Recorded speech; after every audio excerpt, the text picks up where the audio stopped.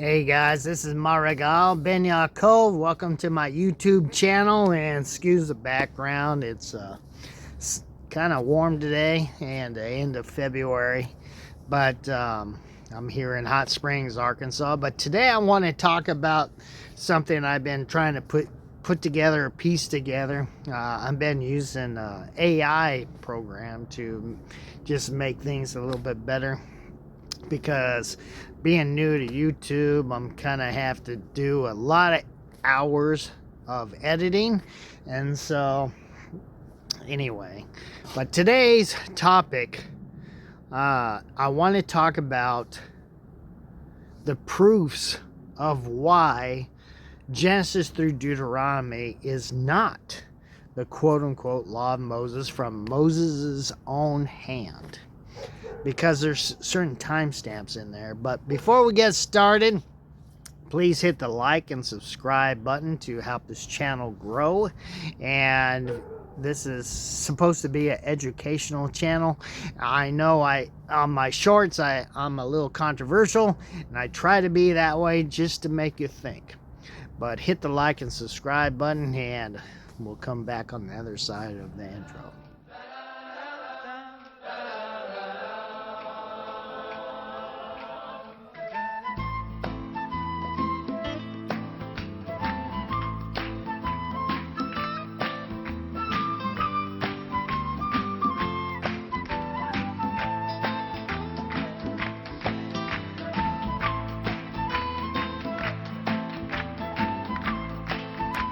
All right, you guys, some of the main things I want to counter is the belief system on the street, in the pulpit, and by rabbis or preachers, and is the belief that Genesis through Deuteronomy was written by Moses himself. And I'm going to try to show you in a few minutes that it is not. And so to start out with the beginning and how to establish certain things, I mean, I swear, like every single time I video, there's either a dog barking or a plane flying over. Anyway, let's see if we can continue without too much background noise. And the sun is about to go down. That's why it's in my face right now. But some of the things we have to establish first is, when does the Exodus occur according to the biblical text, not archaeology, none of that, because we want to try and confirm archaeology with the Bible and if there's any truth to it. And so we want to establish when the Torah was written, if it was if it was from a guy named Moses. Okay, so what we're trying to establish is, when did the Exodus supposedly happen according to the scripture? Okay, now this is all up in here, so I'm going to try to bring it out if I can. So as you know, when you read Genesis, like chapter 4 or 5, it gives like dates when a certain son was born. Example, when Adam was 130 years old, his son Seth was born. Okay, so if you add all these dates, there's an unbroken chain of those dates. Okay, and so you go and go and go and go. So you really don't need those dates to establish the Exodus. Okay, it helps with creation and the flood, but not the Exodus. Now, if you go to 1 Kings chapter 6, just verse 1, I'm paraphrasing. This whole thing is a paraphrase, so confirm it, and I'll put it on the screen over here, just so you can see it for yourself. But it says there in 1 Kings chapter 6, verse 1, in the 480th year, let me back that up. I worded it wrong. In the 4th year of Solomon's reign, when he started to reign, in the 4th year of his reign, of being king, it was 480 years since the Exodus. Okay? So there you establish when the Exodus was. 480 years prior to Solomon's fourth year. Well, I think it's 1 Kings 11. I'm not positive, but I believe it is. It says in chapter 11 that Solomon reigned for 40 years. So, if you just use what I said in 1 Kings 6, there was 36 additional years. Well, if you count all the reigns of the kings of Judah plus those 36 years of Solomon, I gotta put this little clip in here because as I was editing, I noticed my math was a little off, and in my head my math seemed off while I was doing the main video. According to the biblical text, I'm 2 years off. So according to the biblical text, when you add all these dates together, when Nebuchadnezzar burned down the temple in 586, and then add the kings of Judah, how long they reigned, and then the additional 36 years of Solomon, then the 480, all these numbers. The Exodus happened 2 years before what I've been mentioning here. So in 1495 BCE is what the author of the Torah is claiming when Moses lived and when the Exodus happened. So, all right, let's get back to the rest of the video. Keep that in mind, though. Sorry. There was 391 years in total. So if you take 391, years plus the 480 years since the Exodus happened, it's somewhere around 907, whatever it is. Just, I'm trying to get to the last figure. So what we know in history, a solid concrete time in history, is when Nebuchadnezzar, king of Babylon, came to Jerusalem and destroyed Jerusalem and burned down the temple. That happened in 586 BCE. Well, if you take all these dates, the 480 from the fourth year of Solomon and the 391 of the additional years, all the way to the time Nebuchadnezzar burned down the temple, and backtrack all that, you'll see the Exodus happened in 1493 BCE. That's when the Exodus, according to the Bible, happened. Okay, give or take a few years on either side. Actually, it'd be plus that because of birthdays or months in there. Okay, so 1493 BCE and a little bit beyond that. Okay, well, when you read the Torah, you see contradictions right in the Torah. Now, we're in this video, trying to counter whether or not Moses himself wrote it, because that's what on the street teachings will teach you versus what the text will teach you. Okay? Well, if you turn to Genesis chapter 36, verse 31, in this whole chapter, it gives like the descendants of Esau, that's Jacob's brother, and Jacob was later renamed Israel, where the Israelites come from. But anyway, in this chapter, it gives the rulers of the children of Esau, who became the nation called Edom. And it gives her the list of the kings and rulers, and it says, these are the rulers. This is in verse 31 of chapter 36. These are the rulers of Edom before there were any kings of Israel, or before there was any king in Israel. Well, by the context of that phrase, before any king in Israel, that's kind of a plural. So as that tells you a certain time stamp. And I like saying this to people.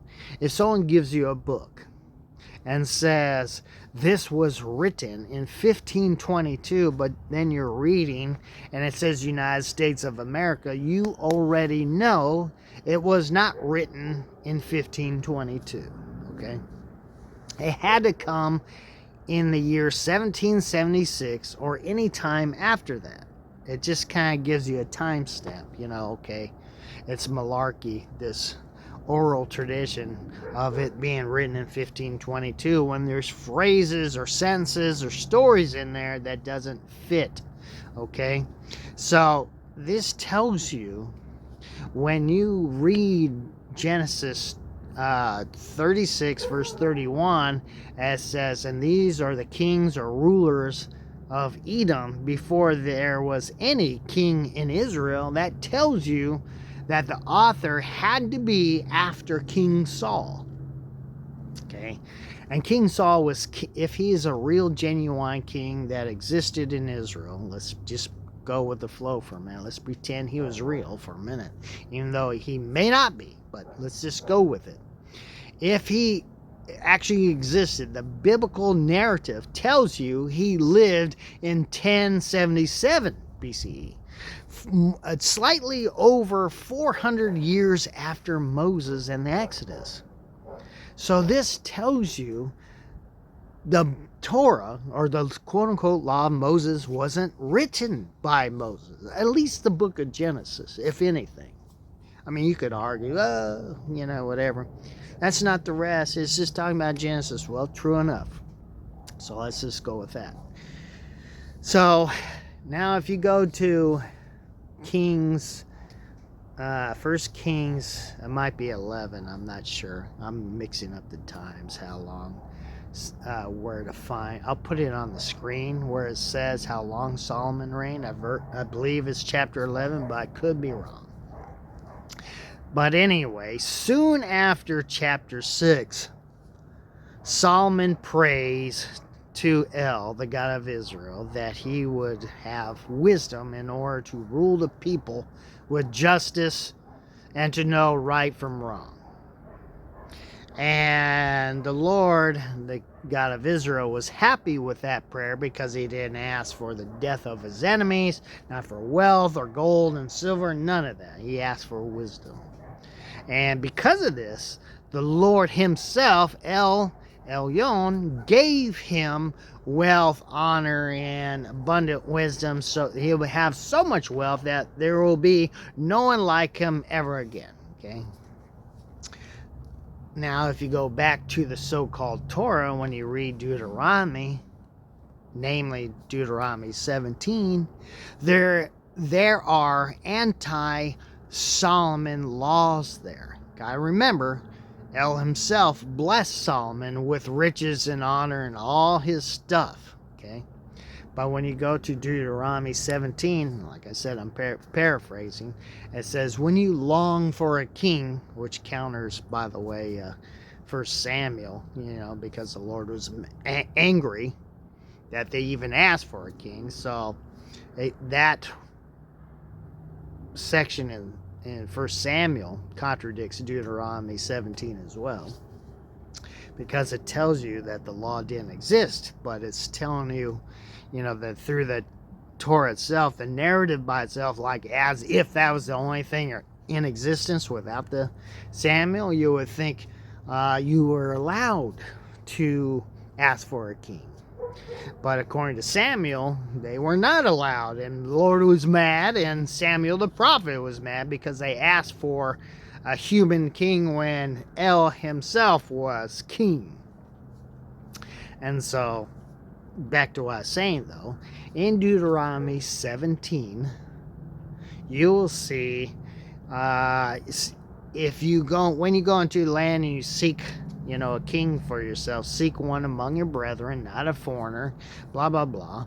And it goes like this, where it's anti-Solomon. He is not to have so many wives, not so much gold or silver and things like that. That is totally anti-Solomon, because El himself gave Solomon gold and silver and all these wives. Okay?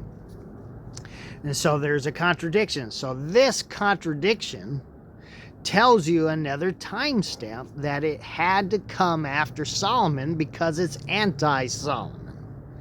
Now I'm just going to wrap it up, just the advances, so this video does not get too long. Now there's 3 places in the Torah itself that tells you about Yom Kippur, which is the Day of Atonement, okay? And this day is held, according to the Torah itself, it says you shall hold this day on the 10th day of the Jewish 7th month, which is in the fall, okay? And it's listed like 3 times in a major way. This is Leviticus 6, if I remember. It's Leviticus 16, chapter 23, and Numbers 29. On the 10th day of the month, 10th day of the 7th month, you shall fast, put on sackcloth, and basically repent all day long, you know. And so, but if you fast forward, keep that in mind. These 3 places, Leviticus, and Numbers, okay? Now remember the other 2 problems what we have. It says kings of Israel and it says anti-Solomon stuff. But we're trying to figure out when the author or authors of the so-called Torah actually existed, because we already confirmed that the Torah that we have today, at the very least, the one we have today, was not written by a guy in 1493 BCE. So when we advance to the book of Nehemiah, I believe it's starting with chapter 8 and then go to 9, somewhere in there anyway. Read it yourself. I'll put it up on the screen just in case, okay? Anyway, it was the first, when they were coming out of Persia, okay? There was the Babylonian captivity by Nebuchadnezzar in 586 BCE, okay? And when they came back, they had a copy of the law of Moses. So apparently this so-called law existed at this time, if it's true, okay, and not just made up. Let's just go with the story for a minute, okay? So they read the law on the first day of the 7th month. And as they read, they got all antsy because they read in the law that there was the Feast of Tabernacles, or Sukkot. And it's held on the 15th day till the 21st, okay? And on the 22nd is a special kind of rest day, Sabbath day. Excuse the dogs in the background. There's like a dog kennel type place behind me, 400 feet. But anyway, this is Nehemiah, okay? And there's no hint in chapter 8, I believe it's chapter 8, there's no hint of a Yom Kippur, but they're so antsy to keep the Feast of Tabernacles, okay? And so they cut down willows and all these branchy old leafy limbs and made tabernacles for themselves and celebrated the tabernacle feast, or Sukkot, okay? But then it says in chapter 9, just out of the blue, after the feast was over, they did like a type of ritual, lack of better words, what they do on either the 24th or the 25th. I'll put it up here just to be more precise. You can look it up yourself. Nehemiah 9 is the first like 5 verses, somewhere in there, right in there. I believe it's verse 1 to be exact, but I can't remember off the top of my head. But anyway, it says on the 24th day, or the 25th, I'll just use the 24th just to keep the conversation going. On the 24th day, the people put on sackcloth and ashes and basically repented that day. Well, that mimics so-called Yom Kippur, but they're doing it on the 24th, not on the 10th. And they just read the whole law, and they're antsy about what happens on the 15th. Nothing that happens on the 10th. Meaning there is nothing there on the 10th. When you said they read the whole entire law in front of everybody, the whole entire congregation, and it's not there. So what is going on? So this gives you a timestamp about the so-called Torah, Law of Moses, Genesis through Deuteronomy. I mean, there's other stuff, but it's like older, so there's no need to mention it for this little short video. But this right here in Nehemiah debunks Leviticus 16, Leviticus 23, and Numbers 29 about Yom Kippur being on the 10th, because when they, and like I said, keep that in mind about the Israeli kings and other things, and this anti-Solomon stuff, it came later. But then you have to ask the question, how far later did it come? So according to the Nehemiah chapter 8 and 9, with them doing a crude version of a Yom Kippur on the 24th, not on the 10th, it tells you, should tell you the obvious, that the Torah we have today, Genesis through Deuteronomy, was penned, or written down, or compiled after Ezra and Nehemiah. It's so recent, it's ridiculous. Anyway, study it yourself. I seen this long ago. I was Orthodox, biblical Orthodox, keeping the Torah, and I would see these problems, and there's problems all over the Torah. You're like, Then when you read Nehemiah, you're like, okay, that makes more sense. That is why there's the mention of the kings of Israel. There's mention of anti-Solomon commandments when the Lord himself apparently gave him everything. And then you have no Yom Kippur even being mentioned on the 10th day in the book of Nehemiah. So it tells you that the Torah we have came after Ezra and Nehemiah. Now here's a solid foundation that we do know according to a historical record. The Torah we have today was translated, just the Torah itself, not the whole Old Testament, okay? I keep that in mind. A lot of Christians think it was the whole Old Testament. No, it was simply the 5 books. In 285 BCE, the elders of Israel, or some of them, came down to Alexandria, Egypt, because the king there wanted a copy of the Jewish law. So in 285, it was translated into Greek, and that is the Septuagint. So this tells you it was penned between 285 and the time of Nehemiah.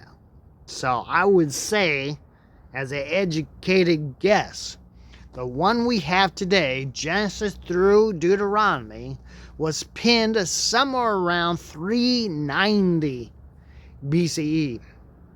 Got to remember, you have to give it time. Like, it could be after Nehemiah, maybe a few years, because you have to take the time to pin it all out, come up with the stories, and gather everything. And it might take years. It might took them just a month or two, just these stories.